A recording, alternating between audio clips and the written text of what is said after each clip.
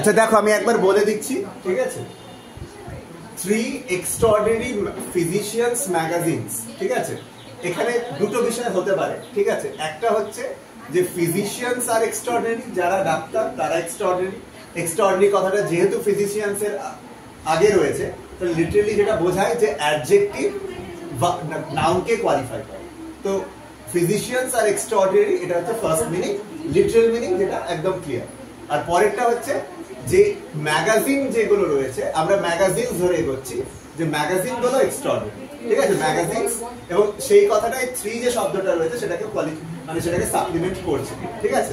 Magazines আর extraordinary, magazines আর extraordinary, একদম সিম্পল, ঠিক আছে? প্রথম যে স্ট্রাকচারটা করছি আমরা, সেখানে আমরা ধরে নিচ্ছি মানে ফিজিশিয়ানস আর এক্সট্রাঅর্ডিনারি, ঠিক আছে? সেই জন্য এক্সট্রাঅর্ডিনারি ফিজিশিয়ানদের ম্যাগাজিন, ম্যাগাজিনটা হেড হচ্ছে, আস্তে ম্যাগাজিনটা হেড হচ্ছে, আর 3 এক্সট্রাঅর্ডিনারি ফিজিশিয়ানস অ্যাপোস্ট্রফি ইনক্লুড করে সেটা মডিফায়ার হচ্ছে।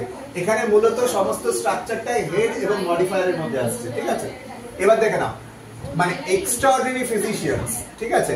তো কে না এক্সট্রাঅর্ডিনারি ফিজিশিয়ান, কজন না 3 জন, তাহলে এটা মডিফাই করছে কাদের? Extraordinary physician. তাহলে এক্সট্রাঅর্ডিনারি ফিজিশিয়ানস এটা হেড, এটা মডিফায়ার।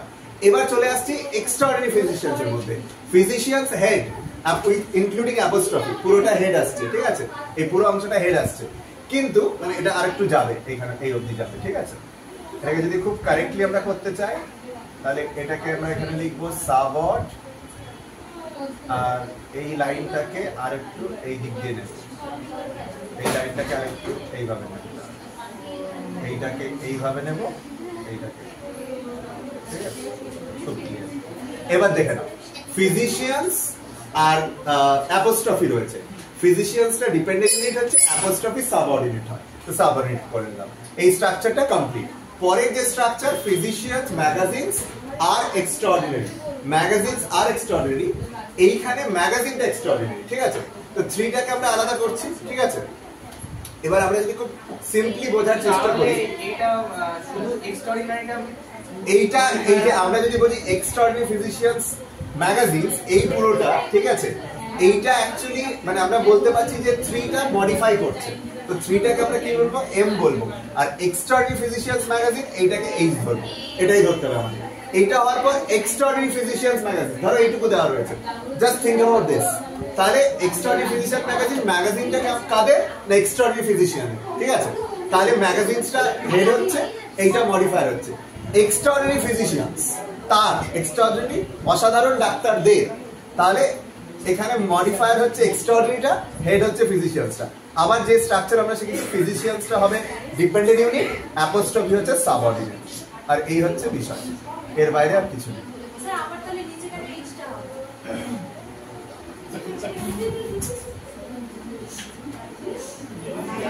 এই যে অ্যাপোস্ট্রফিটা রয়েছে, ঠিক আছে? বলো কোথায় কোশ্চেন আছে, বলো কোথায় কি আছে, বলো। সাবজেক্ট আস্তে, এটা সাবজেক্ট প্রেডিকেটেড না, এটা স্ট্রাকচার অফ আস্তে, স্ট্রাকচার অফ মডিফিকেশন, এটা স্ট্রাকচার অফ মডিফিকেশন, এবং আমরা হেড এবং মডিফায়ার এইভাবেই করছি, ঠিক আছে? হেড আর মডিফায়ার কি করে বুঝতে হয়? হেড এবং মডিফায়ার বোঝার জন্য কার গুরুত্ব বেশি সেটা বুঝে নাও। যে এখানে এক্সট্রাঅর্ডিনারি ফিজিশিয়ানস ম্যাগাজিন, সেইটাকে আমরা হেড ধরছি না, কটা না 3টে, সেটা মডিফাই করছি। এইখানে যখন আমরা ধরছি ম্যাগাজিনটাকে হেড ধরছি, ঠিক আছে? কিন্তু এখানে মডিফায়ারটা হয়ে যাচ্ছে এইটা। এটা একদম পারফেক্ট। এই যাদের মধ্যে কনফিউশন ছিল, ছবি তুলে দিচ্ছি আমি, ঠিক আছে? যাদের মধ্যে কনফিউশন ছিল তাদের জন্য আরেকবার বলে দিচ্ছি, ঠিক আছে? এখানে শুধু একটাই ডাউট আমাদেরকে আটকাচ্ছিল, সেটা হচ্ছে যে অনেকের, আমি ছবি তুলে ধরো, ধৈর্য ধরো না, এত শান্ত রাখো মনটাকে।